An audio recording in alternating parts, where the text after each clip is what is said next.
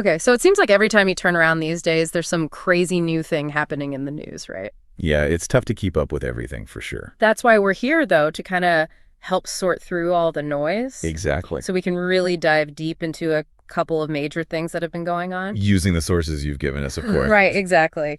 So we're going to unpack this whole public disagreement about how flags are being flown. Oh, yeah, that's a fascinating one. And then we'll shift gears and really dig into some potential changes coming down the pike when it comes to AI policies.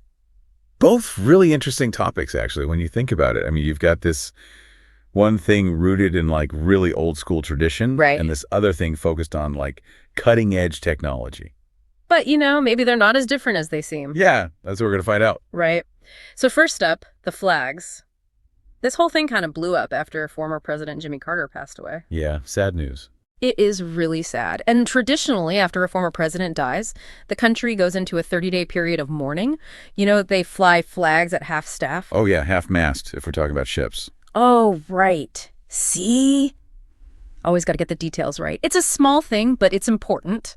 It is. But it's this really powerful visual reminder, I think, Definitely. It shows the whole country coming together. Honoring someone who served. Putting aside their differences in a moment of national unity. Exactly. Well, then Donald Trump posts on social media and things kind of take a turn. Yeah, I saw those posts. He's basically saying he's not happy about the idea of flags potentially being flown at half-staff during his upcoming inauguration. He even said Democrats are giddy about it and that nobody wants to see this like it's some kind of political victory. That's interesting because it takes something that's usually, like you said, a unifying act. Right. And suddenly frames it as something divisive. Yeah, like a point of contention. Exactly. And then, a bunch of Republican governors actually went ahead and said, nope, we're flying our state flags at full staff on Inauguration Day.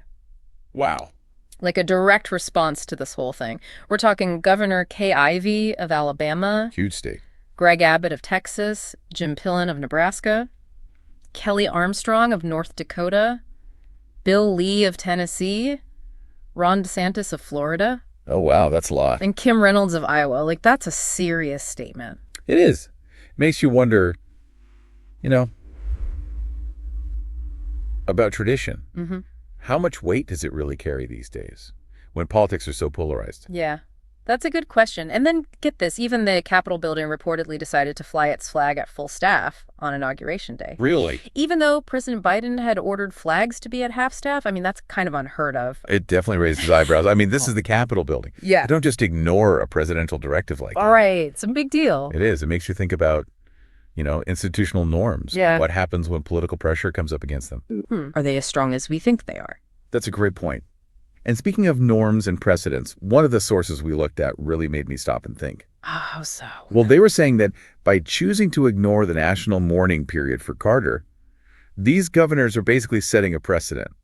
Like saying, it's okay to do this now. Exactly. Like what happens the next time a prominent figure passes away? Will they be given the same respect? Or will it become a political decision?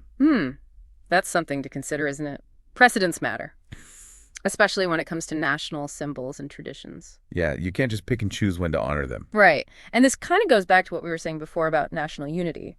If we start treating these mourning periods as optional, are we really unified as a nation? I mean, that's deep. It is. It's a really complex issue. It is.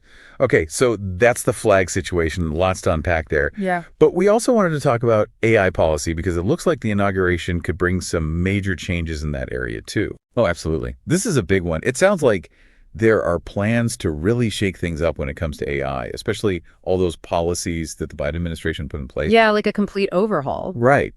And the way they're talking about it, Trump's team is calling Biden's AI safeguards radical leftist roadblocks to innovation. Like any attempt to regulate AI is somehow a bad thing. It's really interesting how they're framing it. Yeah. And it sets up this really stark contrast. Totally. On the one hand, you've got people arguing for freedom for technology, let AI develop without all these restrictions. Yeah, just let it happen. But on the other hand, you've got folks who are really worried about what could happen if there are no regulations. Oh, yeah. They're talking about things like unchecked surveillance manipulation, corporate control. That's scary stuff. It is. Like imagine AI being used to track our every move without any oversight.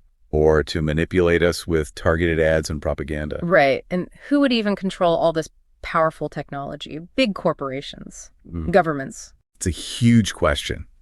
And it really comes down to this for you, the listener. What's more important?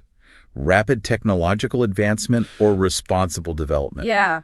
Do we just let AI evolve as quickly as possible and hope for the best? Or do we put safeguards in place to protect ourselves from potential harm? I think that's something everyone needs to be thinking about. Absolutely. And then there's this whole other layer to it with Elon Musk potentially playing a big role in these AI policy changes. Oh, yeah. Elon Musk. Our sources suggest his views might be aligned with this push for deregulation. Interesting. And that could have huge consequences, especially when it comes to the spread of misinformation. You mean like deep fakes and stuff? Exactly. It's already hard enough to tell what's real and what's fake online. Right. Imagine if AI makes it even easier to create convincing lies and propaganda. Oh, that would be a nightmare. It would. And with someone like Elon Musk, who has such a massive platform, Yeah, everyone listens to him. his influence on AI policy could be really significant. I see your point. So we've got these two seemingly separate stories, the flags and the AI. Two very different things on the surface. But when you take a step back, they both kind of point to this bigger picture, Oh, absolutely. this tension between tradition and change,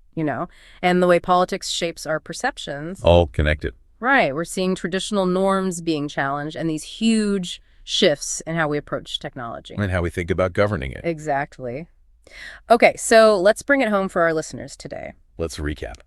We've taken a deep dive into the controversy over flag protocols during the upcoming inauguration and the potential for some big changes to AI policy. Yeah, lots to think about. But more than just the specific details, we want you to consider the bigger themes here. Oh, yeah, the underlying currents. Right. We've talked about the power of political messaging, the importance of respecting traditions, the challenges of regulating rapidly evolving technologies. All food for thought. And here's one final question to leave you with. Given everything we've discussed, what does all of this say about our current political climate? What values are being emphasized? And what are the long-term consequences of these shifts, both for our shared national identity and the future of AI? It's a conversation that's just getting started. It is, and we hope you'll keep thinking about it long after this deep dive is over. Thanks for listening, everyone.